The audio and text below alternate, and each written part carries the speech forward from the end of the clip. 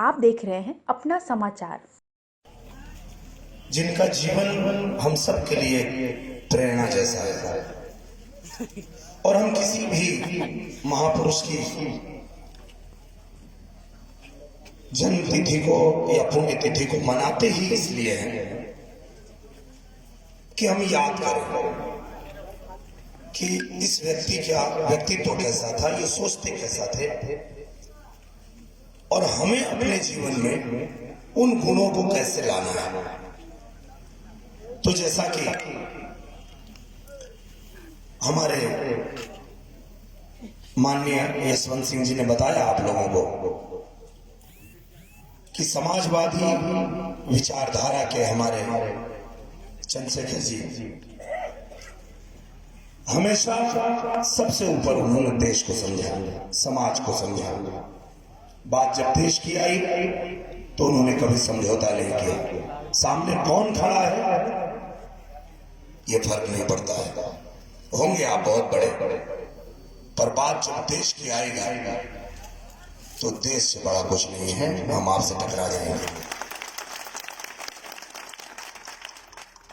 मैंने भी बहुत पढ़ा चंद्रशेखर जी के बारे में और भी महापुरुषों के बारे में, और आपके हमारे बच्चे भाई, हमारी बच्चियां, सभी लोग महापुरुषों के जीवन को पढ़ते ही इसलिए हैं ताकि वो प्रेरित हो सके, उनको पता हो कि समाज में जब कभी ऐसी परिस्थिति आएगी तो वो क्या करेंगे, उनका क्या रोल होगा, किस तरह से वो समाज का, अपने देश का भला कर पाएंगे। इसलिए ही पढ़ाया जाता है महापुरुषों के बारे में। अब बात है चुनाव की, तो हमसे आजमगढ़ में कई लोगों ने पूछा कि कौन नहीं रहू, तू तो बढ़िया फीलिंग करत हला, का जरूरत ले तो के ले ये मर्तबा हार जीवा तो नहीं, हरे कहोबा न वो हरे कहोबा। तो मैंने उन लोगों को यही बात कहा कि भैया हो जब कक्षा 9 में पढ़त रही तब पढ़ ले रहे कि स्वतंत्र गर्व उनका जो नर फांकों में प्राण गंवाते हैं पर नहीं बेच मल का प्रकाश रोटी का मोल चुकाते हैं। तो हम लोग चिंता मत करा कि निरहु हर कना हुई वो हर कना हुई, निरहु केहरो कना हुई चली, सब कुछ चल जाए चली, लेकिन अगर देश के साथ केहू गद्दारी करी ओके तो ना छोड़ा। आज आप लोग देख ला, एक तरफ श्री नरेंद्र मोदी जी हमारे देश के प्रधानमंत्री पूरे देश को एक साथ लेके चल रहे हैं, वो चाहे सीमा पे जवान हो, चाहे हमारे खेत का किसान हो, हर किसी की चिंता है उनको, हर किसी के बारे में सोचते हैं। और उन्होंने ये साबित किया कि अगर इस देश को शक्तिशाली बनाना है, पूरे दुनिया में बताना है कि भारत एक ऐसा देश है जिसके तरफ आप अगर गलत नीयत से देखेंगे तो आप बच नहीं पाएंगे। अगर उन्होंने इतनी मजबूती से हमारे देश को चलाया है तो इस बात के लिए आज पूरा भारतवर्ष तैयार है कि श्री नरेंद्र मोदी जी फिर से इस देश के प्रधानमंत्री बने। अब ये पूछा लोग कि जो गठबंधन बनल है ई कुल काहे रोकल चाहत हो उनके, ओकरे पीछे एक कारण है भैया। नरेंद्र मोदी जी जहिया प्रधानमंत्री बनल कहना न लूटब न लूटे दे, अब कुलहिन के पेट में बाई छीट ले बा, आई हो बापी कौन प्रधानमंत्री आ गया, ये अपने तो लूटत ना मानो कि ना लूटा देता। अब पूरा ही परेशान हो, कपार पीटत हो, कुल कहना तो का कह जा, कहा कुल जा मिल जा, मिल के रोका खातिर के। अभी यहाँ आजमगढ़ से चुनाव लड़ने खातिर हमारे बड़ भाई अखिलेश यादव जी आवत हो। अब उनकी के बुद्धि देता ये हमारे समझ के बाहर है। अच्छे नेता हैं आप, आपका लोग सम्मान करते हैं, पर आप कर क्या रहे हैं? एक करे पहले जब उनके बाबूजी साइकिल चलावत रहा वो ठीक चलावत रहा, जब से ही अपने बाबू को साइकिल छीन ले भैया हमारे समझ में ना आवत है कैल का चाहता उस साइकिलिया के लेके। अरे तो के भैया ही प्रधानमंत्री का चुनाव है तो दिल्ली को लेके चला, पता नहीं इनके बुद्धि में कहा संभाले पाकिस्तान को लेके जाते पाकिस्तानों चाहता कि हिंदुस्तान का प्रधानमंत्री फिर से नरेंद्र मोदी ना बना, तो पाकिस्तान ऐसे चाहता कि वो हमारा दुश्मन देश है और उनके पता है कि हिंदुस्तान के अंदर आतंकवादी गतिविधि पहुंचावल तो दूर, अगर पाकिस्तान के अंदर रह के भी वो कोनो आतंकवाद के संरक्षण दे तो नरेंद्र मोदी ऐसा प्रधानमंत्री हुआ घर में घुस के मार दिया और मार के दिखा भी दे ले।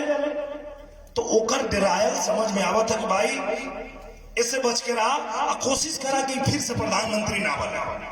तो पाकिस्तान ऐसा सोचे था, इस समझ में आवत था, तू कहीं सोचत हुआ भैया, तो के कौन तकलीफ है? और तो और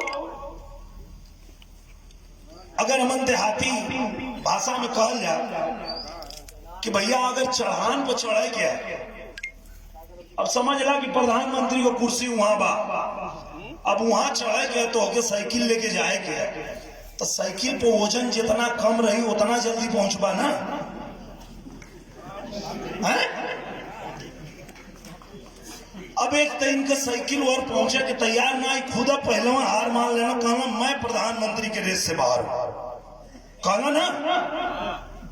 एक अलावा खुद माननीय नेताजी मुलायम सिंह यादव जी भी संसद में ही स्वीकार किए ना कि नरेंद्र मोदी जी एक ऐसे प्रधान हैं जो सबको साथ लेके चलते हैं, और मैं चाहता हूं कि फिर से नरेंद्र मोदी जी इस देश के प्रधानमंत्री बने। तू अपने बाबू को मानता है ना हवा के बुद्धि देता मोही की खोजत, इनके जो बुद्धि देता वो पता न कौन आदमी है कि अब इनके पहले ही कह देना कि हम प्रधानमंत्री के रेस से बाहर हैं, मतलब साइकिल इनका उहर जाए के तैयार ना, ऊपर से वही हाथ ही बैठा लेना। हाँ भैया, जब हमन गांव में गेहूं पिसावे जा तो हम माई से कहें कि देख माई बोरिया में गेहूं तनी कम रखिए, नहीं तो कहीं हचकी आ जाए डहरिया में, तो वो पिछवा ज्यादा वजन रहा तो साइकिलिया का चकवा उठ जा, ओकर बाद निरहू नीचे साइकिल ऊपर, वह दशा इनकर भइले। अब चढ़े के बाद ऊपर पीछे बैठा लेना हाथी, आगे के जो पहिया उठ गए ऊपर पैडिल मारत हो कहीं जाती ना, उस जगह पे खाली डोलत है, और में जो बचल खुचल रहा निरहुआ आके इनके पहिया का हुआ निकाल देता। अब पूछबा लोग कि काहे हुआ निकाल देला भैया, बहुत लोग हमसे पूछा कि अखिलेश यादव जी आपको यश भारती दिए, आप उनसे चुनाव लड़ रहे हैं? हम कह रहे अरे मोर भाई, अखिलेश यादव जी ने तो मुझे यश भारती दिया है, जिस माँ बाप ने मुझे जन्म दिया है वो भी इस देश के विरोध में होंगे, उनसे भी लड़ जाऊंगा मैं। देश के साथ कोई समझौता नहीं, कभी समझौता नहीं। आपको ये तय करना पड़ेगा कि आप क्या चाहते हैं, क्या चाहिए आपको, किस लिए आप इतना ये सब प्रपंच बना करके और एक ऐसे प्रधानमंत्री को रोकना चाहते हैं जो पूरे देश को आज आगे लेके चल रहे हैं, पूरे देश का विकास कर रहे हैं। आज गरीबों के घर में आप देखिए, पहले गांव में भैया जब लकड़ी फूंक फूंक के खाना बने, वो में बरसात के दिन में भीजल रहे, ओके 12 पहले तो वो जरे ना, कैसा जर गए तो खाली धुआं छोड़ा, वो में से आग निकलबे न करे, वो धुआं से आंख खराब हो जाए। गरीब के दर्द की के समझला? नरेंद्र मोदी जी। हर गरीब के घर में गैस कनेक्शन पहुंचवा के और उनके स्वास्थ्य के बारे में क्या सोचला? नरेंद्र मोदी जी। हर गरीब के आवास देके, शौचालय बनवा के, ताकि सफाई से लोग रहें, स्वच्छता से रहें, कोनो बीमारी न लगे। और अगर एक बाद भी कोनो गरीब के, कोनो किसान के कोनो भयंकर बीमारी हो गई, ओकरे बेटा के, ओकरे बेटी के, मेहरारू के, तो 5-10 बिस्सा खेत बा, ओ के आदमी बेच के दवाई करावे। ए दर्द के समझ ल नरेंद्र मोदी जी कि अगर किसी गरीब को कोई बीमारी है तो 5 लाख रुपए तक उसका इलाज फ्री में दिया जाएगा। ये किसी ने सोचा? तो नरेंद्र मोदी जी ने सोचा। तू ऐसने आदमी के रोकल चाहत हुआ तो हम खाली यह कहा नहीं, और यह हम सबसे कहते हैं, गांव में भी जाते हैं तो हम सबके यह कहते हैं कि तुम लोग हमार बात ऐसे मत सुनिया कि निरहुआ का मन फिल्म देखल जाला तो जो उनको कहता तो मान ला ना। आप अपना दिमाग लगाइए। आप सभी पढ़े लिखे लोग हैं, समझदार लोग हैं। आप सोचिए क्या सच है, क्या झूठ है, कौन लोग इस देश के साथ खड़े हैं और कौन लोग हैं जो निजी स्वार्थ में देश के विरोध में खड़े हैं। ये सोचने के बाद ही आप तय कीजिए। अगर आप लोगों को लगता है कि इस देश को राहुल गांधी जी, नरेंद्र मोदी जी से बढ़िया चलाएंगे तो मैं किसी को मना नहीं करता। आप जाइए और अखिलेश यादव जी को वोट दे दीजिएगा। लेकिन अगर आपको लगता है कि नरेंद्र मोदी जी ने इस देश को जिस तरह चलाया है और आगे जिस तरह चलाने की क्षमता है वैसी राहुल गांधी जी में नहीं है, तो कोई भूल मत करिए, कोई गलती मत करिए। 12 तारीख को आप लोग अपने तो जाइए ही, अपने आस पड़ोस के लोगों को, आप जिनको जानते हैं उनको भी ये बात बताइए क्या सच है क्या गलत है। हो सकता है सब इस बात को समझने की क्षमता ना रखते हो, तो आप समझाइए और बताइए कि इस देश के हित में आपको सिर्फ और सिर्फ 12 तारीख को कमल के निशान पे, कमल के निशान के बटन को ही दबाना है, तो ही लोकतंत्र की रक्षा हो पाएगा। सिर्फ नाम रखने से कोई समाजवादी नहीं हो जाता है। कर्तव्य होकर चाहे ना हो, कर्तव्य तो और कुछ हो रहा बा, नाम रख लेला कुछ, तो नाम रखने से हो जाए। नाम तो इन्होंने रख दिया समाजवादी पार्टी, पर आप देख लीजिए अगर उनको सैफई में लड़ाना है तो भी उनके पिताजी लड़ेंगे, उनकी पत्नी लड़ेंगी, उनके भाई लड़ेंगे। पूर्वांचल में भी लड़ाना है तो खुद लड़ेंगे। एक दूठे जो सीटिया बचा लो करे खातिर और तैयार होता उनके घर में लेकर। हाँ,